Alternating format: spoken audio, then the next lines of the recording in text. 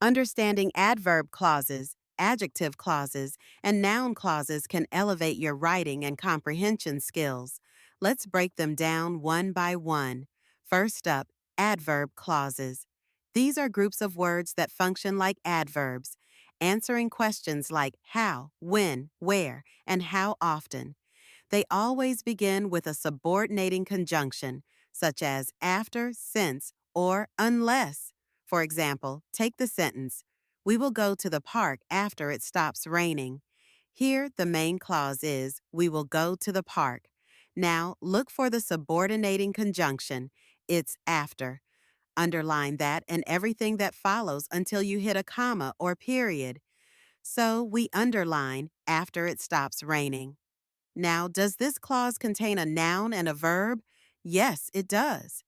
It is the noun and stops is the verb. Next, ask yourself, does this clause answer a question about the main verb? It does. It answers, when will we go? Since it modifies the verb go, we can confidently say that after it stops raining is indeed an adverb clause.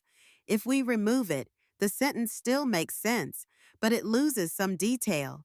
Now, let's move on to adjective clauses. These clauses describe nouns and start with relative pronouns or adverbs like who, which, that, where, when, or why. For instance, in the sentence, "The book that I borrowed was fascinating," the main clause is "the book was fascinating." The clause "that I borrowed" starts with that, which is a relative pronoun. Check if it has a subject and a verb. It does. I is the subject and borrowed is the verb. Next, determine what it modifies. Here, it describes the book. Finally, test for dependency by removing the clause. If the sentence still makes sense, it's likely an adjective clause.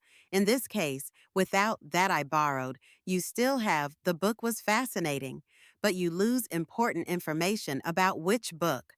Finally, let's tackle noun clauses. These clauses can act as subjects, objects, or complements in a sentence. Consider the sentence, "Jason left treats outside for when the trick-or-treaters visit." First, identify the subject and verb. Jason is the subject, and left is the verb. Now, look for any subordinate clauses. The phrase, "when the trick-or-treaters visit," is a subordinate clause. Next, check if it starts with a subordinating conjunction that often begins noun clauses. Here, it starts with when. Now, we need to see if this clause acts as a subject, object, or complement.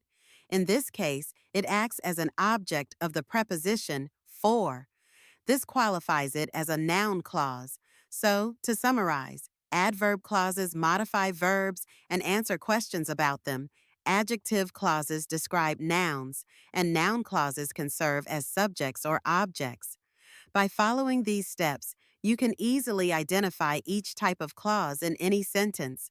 With practice, you'll become a pro at spotting these clauses in no time.